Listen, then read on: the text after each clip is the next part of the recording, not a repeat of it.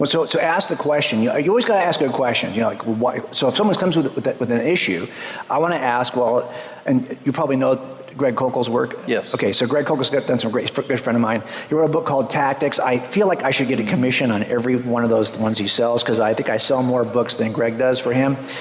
But his book Tactics is helpful because it talks about asking 3 important questions. What do you mean by that? Why do you think that's true? And have you ever considered this alternative? That's usually some form of the third question. So the first question I'm going to ask is, well, why would you think this is not reliable to begin with? Like, why would you think that this, I'm with you. I never thought it was reliable. No. I don't know. I seriously doubt that J. Warner Wallace ever doubted the reliability of the New Testament, but let's just give him the benefit of the doubt and say that he did. Now, why don't I consider the New Testament to be reliable? Well, considering that we don't have any authentic authors for either the Gospels or the rest of the New Testament, the only real author that we know about is Paul, and even he doesn't really talk about any kind of historical information. He only talks about like Christian teachings and everything like that. You get a lot of claims out of the New Testament when you take them individually, like to take the books of the New Testament individually. With the Gospels, I definitely don't trust them because we don't know what the original Gospels were. The earliest manuscripts that we have for the Gospels start in the 3rd century. We don't know anything prior to that. That's 200 years of edits that we have no idea about what edits were made. Through textual analysis, we have been able to determine some of the edits, but these are like major things. These are things that persisted in later editions of the Bible that we were able to analyze and compare and figure out, oh, hey, this was inserted at some point, and not all the manuscripts that we have this part. A good example of this would be the ending of Mark. The original ending of Mark, we don't know what that was. It could have ended at verse 8. It could have, or it could have continued. It could have been replaced. But currently, as it stands, there are 2 endings that are tacked on to Mark. There's a shorter ending and then a longer ending. And we don't know if either of them were original to it, but we have found manuscripts where they don't even have it, where it stops at verse 8. So, that's one really good example. If you want another example, you go to the Gospel of John. That whole part where Jesus comes upon Mary Magdalene, where she's about to be stoned by a crowd, and Jesus draws a line in the sand. He's like, "Hey, the first one of you sons of bitches that hadn't done no sins,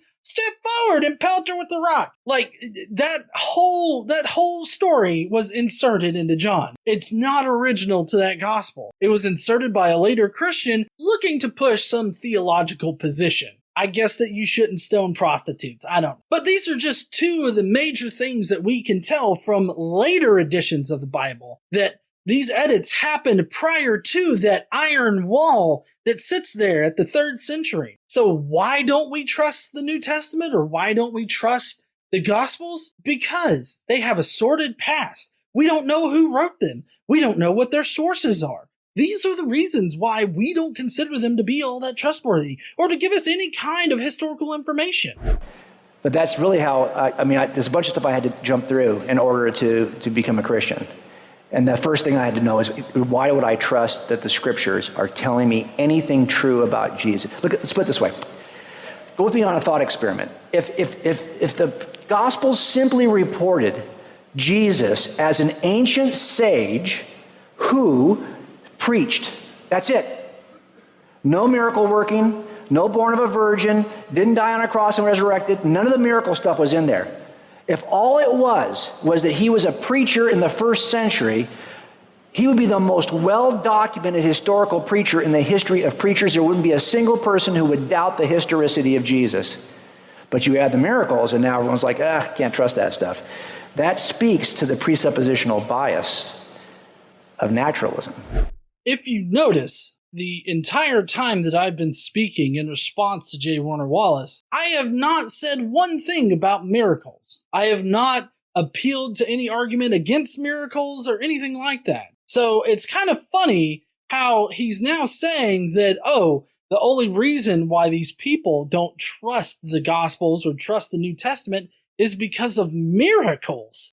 No. Also, to suggest that Jesus would be the most well-documented preacher in the first century, I don't think that you're really acknowledging all of the evidence against you. Because the only independent evidence that we have of Jesus is through Paul, and Paul only speaks about a celestial version of Jesus. So in reality, as far as the historical Jesus goes, we have literally no evidence out there about him. Now, of course, there are some scholars and some apologists that will speculate about the Gospels and what we can know to be true about the historical Jesus from the Gospel. And in one sense, I do agree that if Jesus was a historical person, the Gospels may have some historical information about him. But the problem with that is that the Gospels relay so much incorrect information in their respective works that you cannot know what is historical and what is bullshit. So you're left with speculating about what is historical in the Gospels.